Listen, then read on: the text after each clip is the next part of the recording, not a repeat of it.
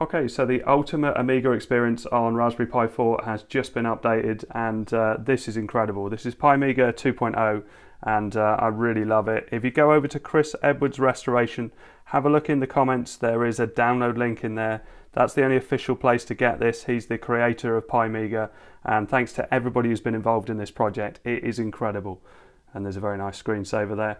So I'm using my Pi 4 8 gig. I've got my Xbox 360 controller plugged into it.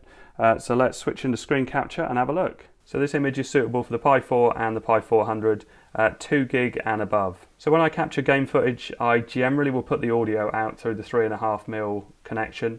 And to do that, you have to go into the settings. So if I do F12 and go down to quit, this will take us back to the command prompt. And while I'm here, let's just type in NeoFetch, which is already installed. And that shows you what we're running.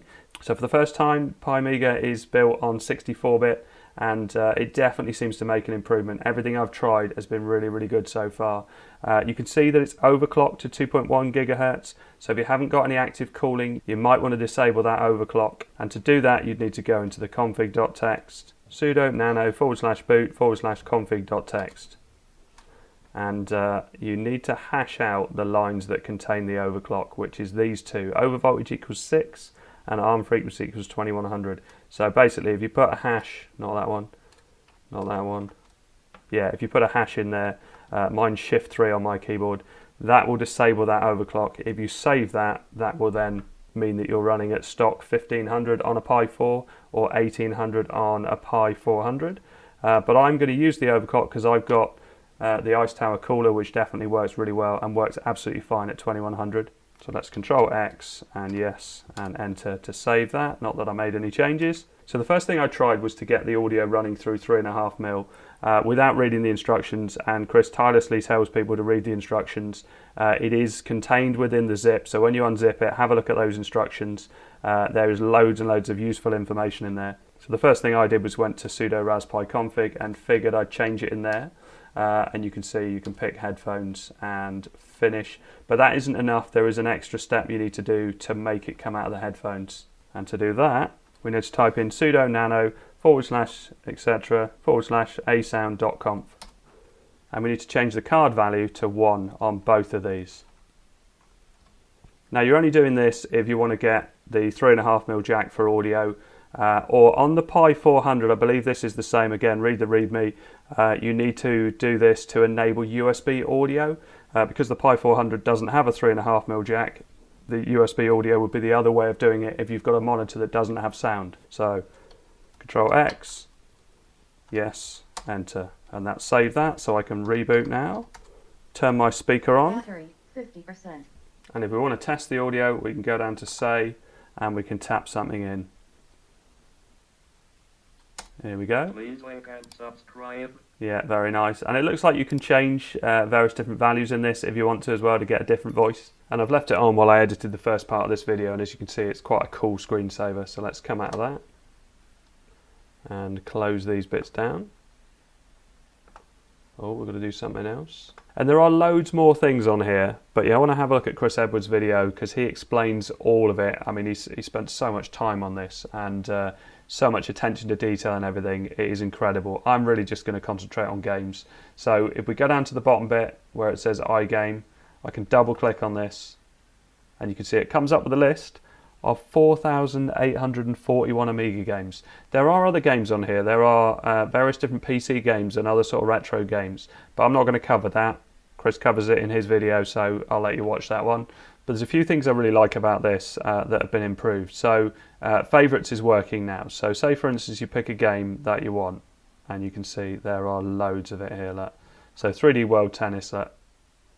If I right click on that and hit properties, we have a favourites option. Now it doesn't seem to do anything, but if you click on it and then click OK, it seems to do the job. So if I click on favourites on the right hand side here now, yeah, 3D World Tennis is there. And I've also added Motorbike Madness here as well. So say I wanted to get rid of Cannon Fodder 2, because I was never really into Cannon Fodder 2. I like the original better. Hit properties. I guess I'm unchecking favourite. Let's see if that works. And hit OK. Now we go back into favourites. Let's go into show all and then back into favourites. Yeah, Cannon Fodder 2 is gone. So that works brilliantly. There's also save states as well. So if you hit F12 and go down to save states, you can see under, well, I thought I'd saved it. Yeah, under 1, you can see that I've got a game here. So if I do load state, how do I go? Oh, I can use the mouse. So load state, that will bring me back into that game where I got to. And this is quite a cool motorbike game. QAOP are the buttons on it. It's actually really difficult because of the aspect of everything. And I'm not sure if that's supposed to be a log that you go down. I'm not sure if you're supposed to go over that as a log and if you get points and things. But yeah, I like some of these games were just so difficult. Oh, that was nice.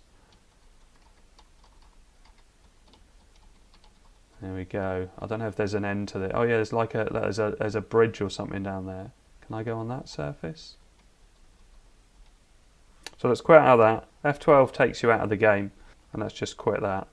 You can also quit out of a game using just F10, and that takes you back to the iGame menu. So if I pick anything here, so Spellbound,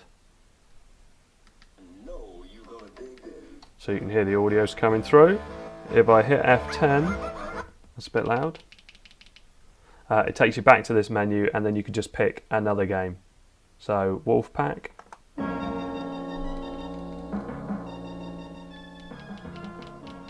Just turn down my speaker. This looks like it's some sort of boat or submarine thing, which I don't really know how to play this. So easy top. Oh, yeah, I definitely don't know how to play this. But if you used to play this back in the day, maybe you'll remember how to do it. So let's F10 out and try and find some games that I'm familiar with. And I like the way as well you can just scroll down, and many of them have artwork. So you can see here Castle Master 2, The Crypt, has artwork on it, and you can see the screenshot and you can work out if it's the sort of game you think you want to play. Or if you're looking for a game that you haven't played for ages and you can't remember the name of it, you might find it this way. So Hills Far. Ride current character to Hills Far. There currently is no game in progress. Press any key to continue. Oh, generate character, elf, fighter. Oh, you've got, yes, again, a game with quite a lot of depth in it. Let's pick something I know. Let's try a bit of Sensible Golf. Sensible Software just add the best music. I've mentioned this before. I got Cannon Fodder for Christmas one year. And I had it playing, I had my Amiga going through a loud hi-fi because I used to sell hi-fis back in the day, and I had some floor standing speakers and I had the volume quite loud. Went out the room, put the floppy disk in, loading it up, came back, and this music was coming from my room, and it was the theme tune to Cannon Fodder, which is just a decent song and really sounded great on the Amiga. And back in the day you didn't get that sort of audio from a lot of systems, and yeah, I always remember it. I don't know how we quit past this.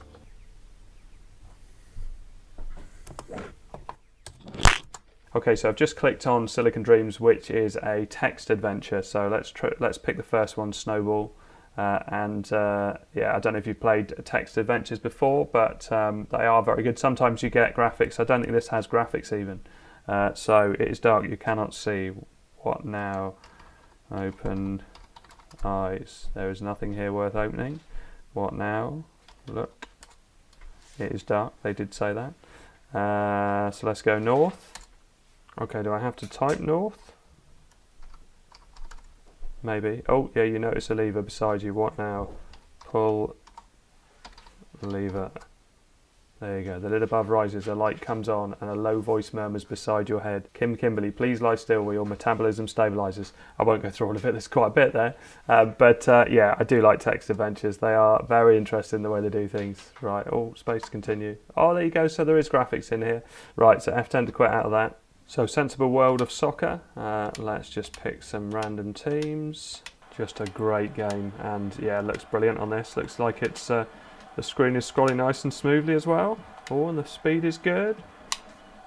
Oh, nearly started off with a goal. Oh, he's there with a goal. And for some reason, this plays better on this platform than anything else I've ever tried. The Mega Drive version of this was terrible. To quit out of that. If I do F12, I did have to enable my controller, and you are recommended to have your controller in before you start up your system. Same with any other USB device, have it plugged in before you start it up. So you can see here I've got port 1 as Xbox 360 controller, and as you've just seen, it's working fine. And there's also, you can type in the name of your game that you're looking for. So if you know the name of the game, say for instance Prince of Persia, is there different versions? Yeah, let's just go with the first one. Yeah, this works fine with the controller as well. Am I standing close enough? I am. Oh, I've got to go down. I should remember this. I used to play this all the time.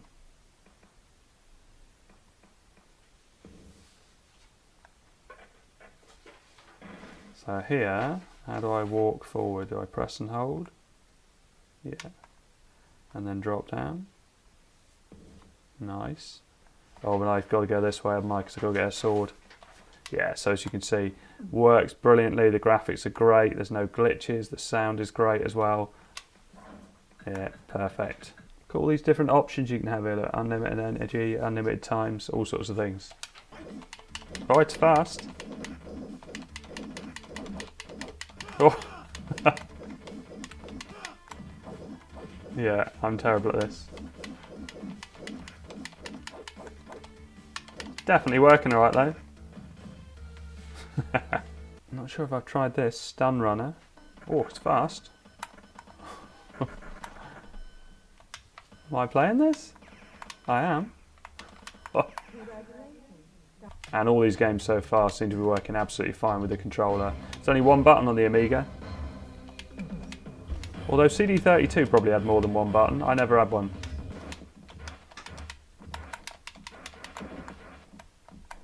Oh, WizKid, I can remember this, but I can't actually remember what it's about. Graphics look pretty decent though. Oh, this was another Sensible Software game. That's how I can remember it then. They always used to get great reviews back in the day. Your head can dislodge bricks. Okay. Ah, here we go. Nice.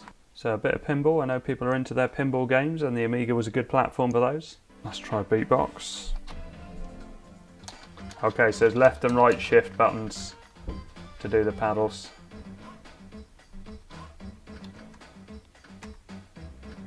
Oh, good start. Ski or die. This is just like the Edge Easter egg that I tried in my recent Pi News. Oh, he does a nice jump and then crashes. God, it is pretty difficult. So 944 Turbo Cup. God, that's pretty difficult. Alfred Chicken on the CD32. Yeah, that's pretty cool. Alien Breed 3D, and the sound is great on this, and it's actually really smooth as well. Be better if I had a strafe button, but oh, something's in the dark. Oh, take some more killing. Yeah, very nice. Don't know where that sounds. The sound is very atmospheric. Really great for its time. Oh, there are two of them. I don't know how I can go sideways on it though. Yeah, very nice. Although I still prefer the top-down version, so Alien Breed Tower Assault was excellent. Really good as a two-player game as well. So I had a look around for some recommended games and Wings came up. So let's give that a try. Oh, was it Wings of Fury? Let's just try. Oh yeah, it was definitely this one. What do the others look like? Yeah, that looks very different. Yeah, so it must have been this one. Some great sound with some seagulls there. What a cool intro. Brilliant sound.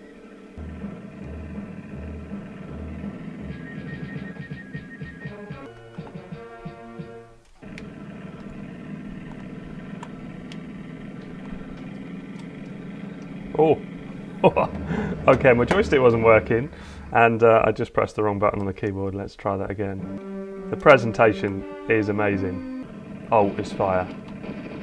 Okay. Oh, I see we've got an up and down, like Zaxxon type of gameplay. Like a 3D style gameplay. Great that there's so many elements to it.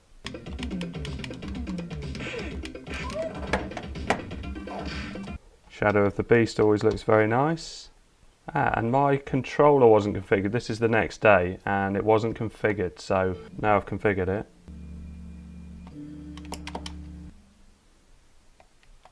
So I need a key. That's why it wouldn't let me get off the bottom. Oh, crikey, that's big. Oh, there's 2 buttons on this. How do I get out of that? Oh, God, crikey, yeah, it's good. Batman the movie. This is good. I like the grappling hook on this. So we can swing and we can jump. Oh, I was thinking I was going to dodge that, but it dropped down onto me. That is cool. Supercars 2. Now I was more Micro Machines and Skid Marks was a brilliant game, but I've showed that in my Pymega 1.5. In fact, there's different games in Pymega 1.5 in the video that I've done, so if you want to see more Amiga games, go back to that video. And also I put this in a playlist, so as an Amiga playlist, because I got my old Amiga out of the loft and I fitted a Gotek USB floppy drive and did all sorts of things to it. But I've sold it now, but the whole story is in that playlist. But this is the best Amiga experience I've ever had. This is amazing. Yeah, I think Micro Machines is better than this. Still decent, and I like the tracks and everything, but Micro Machines is definitely faster and smoother. And Skid Marks is just amazing as an Amiga game. So Formula 1 Grand Prix, graphics wise, just amazing. I remember seeing this on the back of the box back in the day, and it just looks incredible. So yeah, 1989 it just flashed up as. Oh, this isn't the one. I'm sure there's another one. Here we go, this is the one. Just go straight in with a quick race. Look at the presentation. I also haven't done Stunt Car Racer because I did that in my Pymega 1.5 video, and Cannon Fodder and Syndicate. The list is endless. Yeah, this is more like it. Shame it's joystick up for accelerate. I'm sure you can change that. There's no way I'm going to make this first corner. Oh. Yeah, so ahead of its time in the day.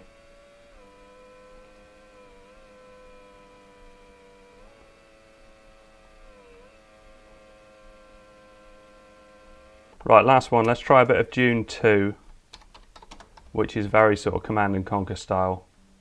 I was a big fan of Command and Conquer on PC. Let's get into the gameplay. And as you can see, you can pick something and you can have a look around. There you go. And you get the speech. I better turn that up a little bit so you can hear it. So let's move this. Let's move out a bit and reveal a bit more map. And let's click on this guy. And let's move him up. Oh, here we go. And attack. Oh, look, he's going. Oh, hold on, that was fast.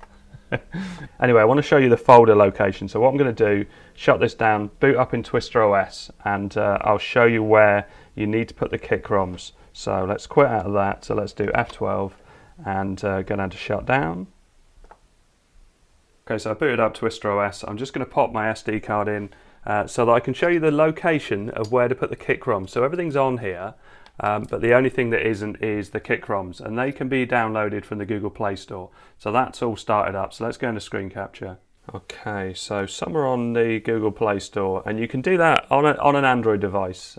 You can get these. I mean, there's loads of different ways to get the kick ROMs, but this is the official way to get the kick ROMs. So if we do Play Store and go into the Google Play Store, I think probably if I just put Amiga ROM, yeah, this one here, Amiga Forever Essentials. So this is the official way to get it. Now I guess it shows up as free on mine, although you do need to buy it to be able to get it officially. And you can see I've got it installed on a device.